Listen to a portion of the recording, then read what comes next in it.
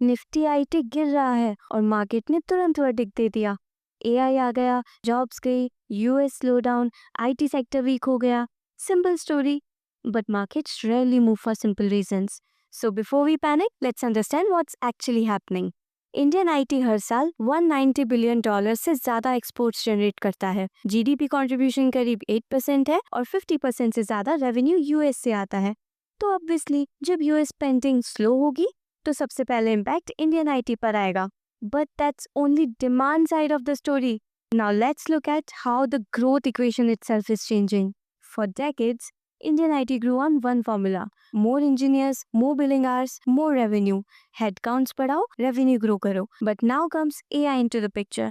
अगर AI productivity 30% से improve कर देता है तो क्लाइंट को सेम वर्क के लिए उतने बिलेबल आवर्स की जरूरत नहीं पड़ेगी, and that changes the equation. Growth is no longer purely driven by adding more employees. But here's where most investors get confused.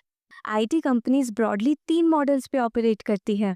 Volume driven outsourcing, जहां रेवेन्यू लार्जली मैन पावर पे depend होता है.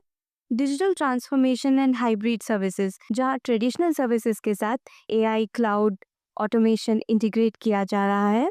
And specialised engineering और IP lead model, जहां revenue high skill capability, आर&डी और domain expertise से आता है.